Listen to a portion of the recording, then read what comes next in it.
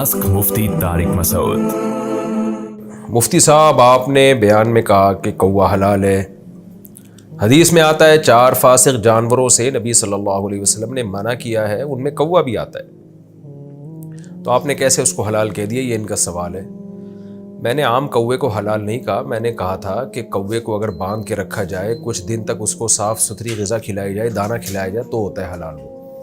अच्छा, ये मैंने मसला जब बताया तो बाज़ फितना परस्त लोगों ने भी मजाक उड़ाया और कमेंट्स में भी बाज़ लोगों ने बड़ा मजाक उड़ाया हुआ है। और कुछ दिन पहले एक साहब आए लंदन से, कहने लगे कि मुफ्ती साहब का जब ये हमने बयान सुना और तो दिल बहुत बददिल हो गया। और एक साहब ने तो यहाँ तक का मजाक इस पे उड़ाया कि वाह वाह, एक हराम जानवर है, उसे बांध के साफ ग़िज़ा खिलाएंगे तो वो हलाल हो जाएगा। ये भी कमेंट्स में किसी ने मजाक उड़ाया हुआ था।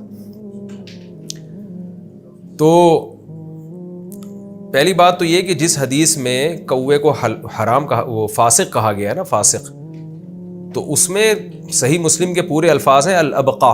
पूरी जो रिवायत है उसमें वो गुराब जो अल-अबका हो, और अबका उस गुराब को कहते हैं कि अल्लज़ी फ़ी ज़हरिही औ बत्निही बयाज़, जिसके पेट की तरफ या पुश की तरफ सफ़ेदी हो, वो गंदगी खाता था। तो इसलिए उलमा ने लिखा है, इब्न क़ुदामा हम्बली रहमहुल्लाह ताला की आप मुग़नी इब्न क़ुदामा उठाएं तो उन्होंने लिखा है कि इत्तफ़क़ल उलमाउ अला इख़राजिल ग़ुराब अस्सग़ीर अल्लज़ी यअकुलुल हब, कि जो कौवा सिर्फ दाना खाता है उस कौवे को इस हदीस से मुस्तस्ना किया गया है। इत्तफ़क़ल उलमा, इस पर उलमा का इत्तिफ़ाक़ है, इजमाई मसला है ये। तो इजमा खुद एक हुज्जत होती है। तो कौवा अपनी वज़ा के एतबार से उन जानवरों में से है जो दरिंदे नहीं हैं।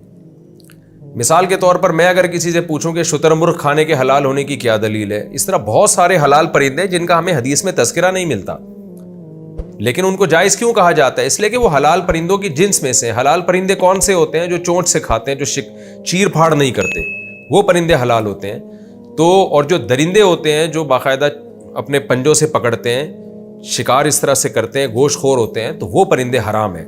बिल्कुल जानवरों में जैसे चौपाए, अब ये मारखोर एक जानवर है, हमें तो नहीं मिलता हदीस में इसके जायज़ या नाजायज़ होने का, लेकिन चूंकि अनआम में दाखिल है, घास फूस खाता है, चरता है, 4 टांगों पे चलता है और घास फूस शिकार करने वाले जानवरों में से नहीं है, तो पूरी उम्मत का इजमा है कि ये हलाल है। ऐसे ही परिंदों में जो कौवा है ना, वो चीर फाड़ नहीं करता, वो पंजों से शिकार नहीं करता, वो चोंच से खाता है। तो उसके हराम होने की वजह उसकी गंदगी खाना है। इसकी मिसाल ऐसे है जैसे सही हदीस है, रसूलुल्लाह सल्लल्लाहु अलैहि वसल्लम ने जल्लाला के खाने से मना किया। अब जल्लाला किस जानवर को कहते हैं? वो हलाल जानवर जो गंदगी खाता हो। तो जैसे गाय है या मुर्गी है, अगर ये मुर्गी भी बहुत ज़्यादा गंद में मुंह मारने लगे तो ये खाना भी जायज़ नहीं है, और इसकी अलामत है कि इसकी गोश्त में स्मेल पैदा हो जाए। तो इसके बारे में सबका इत्तेफाक है कि मुर्गी को कम से कम 3 दिन, जो जल्लाला मुर्गी हो ना, जो हर वक्त गंद खाती है, उसको कम से कम 3 दिन तक साफ़ सुथरी ग़िज़ा खिलाई जाएगी। उसके बाद उसको ज़बह करके आप खा सकते हैं।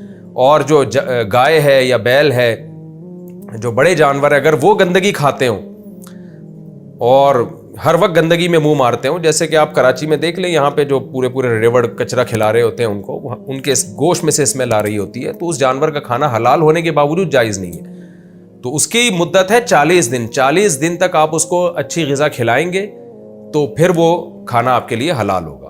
तो जिसने मजाक उड़ाना है तो इसका भी मजाक उड़ाए कि ये क्या बात है कि मुर्गी को 3 दिन तक, तमाम फुक़हा लिखते हैं कि 3 दिन तक उसको बंद करके रखा जाएगा और फिर हलाल चीज़ खिलाई जाएगी। तो वो मुर्गी, क्योंकि असल वजह के एतबार से मुर्गी हलाल थी, गंद खाने की वजह से उसको नाजायज़ कहा जा रहा है। तो जब गंद खाना छुड़ा देंगे तो ज़ाहिर है उसकी कोई ना कोई मुद्दत तो होगी ना। तो जब तक गंद खाना उसको छुड़ाते नहीं है, वो आपके लिए जायज़ नहीं होगा।